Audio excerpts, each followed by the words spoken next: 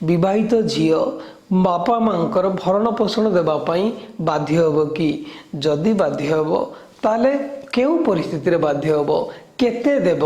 माननीय सुप्रीमकोर्ट कहते पुओ भली गोटे विवाहित झीर मध्य बापा मां भरण पोषण पाई समान कर्तव्य रहिबो। जदि सी विवाहित झीर निजर रोजगार अच्छी आउ सी ता बापा मां को भरण पोषण दे पारिबो। नमस्कार।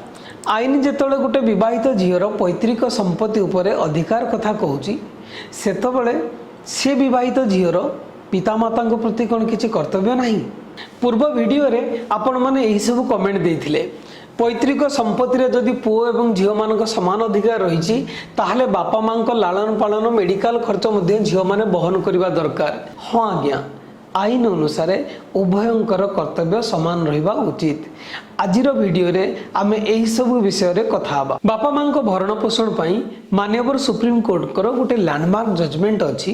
केस थिला विजया मनोहर आरावत वर्सेस काशीराव राजाराम सावई। ये केस रे माननीय सुप्रीम कोर्ट कहिसंती पुओ भली गोटे विवाहित झीर मध्य बापा मां भरण पोषण पाई समान कर्तव्य रहिबो। माननीय सुप्रीम कोर्ट तांको गुरुत्वपूर्ण राय रे एकथा मध्य कहिसंती जे ये निष्पत्ति पुओ झील दुई जन को ऊपर समान भाव में लागू हेबो।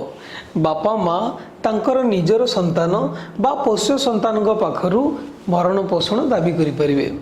एमिति कि विवाहित झील पाखरु भी भरण पोषण दाबी करि परिबे जदि विवाहित झील ऊपर से निर्भर करुथिबे। किंतु माननीय सुप्रीम कोर्ट एकथा मध्य कहिसंती विवाहित झील तांकर निज रोजगार ही बापा मां को भरण पोषण देबे। तबे चलतु जानिबा संक्षेप रे केस विषय रे।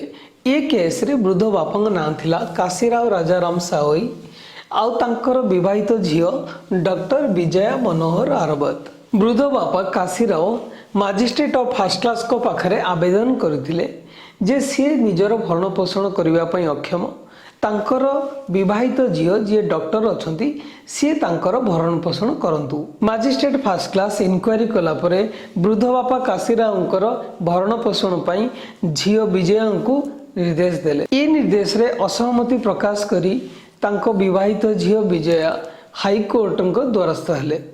हाईकोर्ट मजिस्ट्रेट फर्स्ट क्लास जहा निष्पत्ति नहीं ताकू कायम रखिले। ये निष्पत्ति रे अराजी हुई झील विजया सुप्रीम कोर्ट को द्वारस्थ हेले।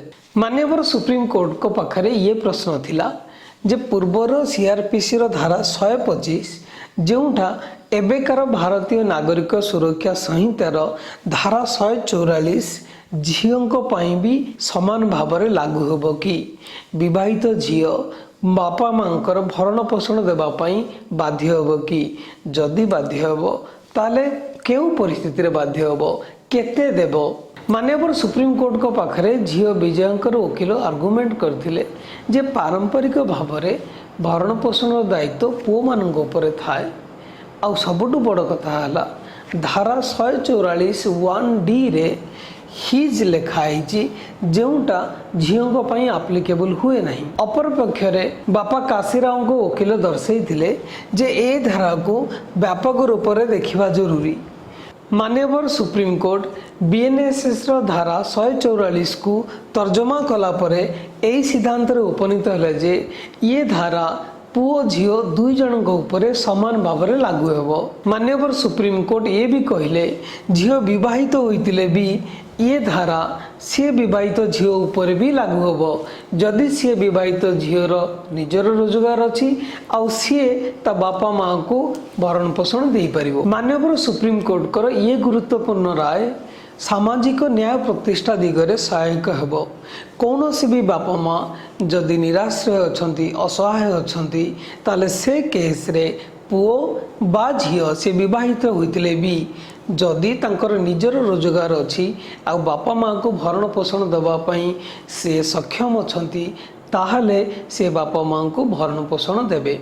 आपनकर मतामत निश्चय कमेंट बॉक्स रे दियंतु। ये वीडियो को लाइक करंतु, शेयर करंतु और चैनल को सब्सक्राइब करंतु। मु उत्तम कुमार मोहल्लिक एतिकरे रहूची। जय जगन्नाथ।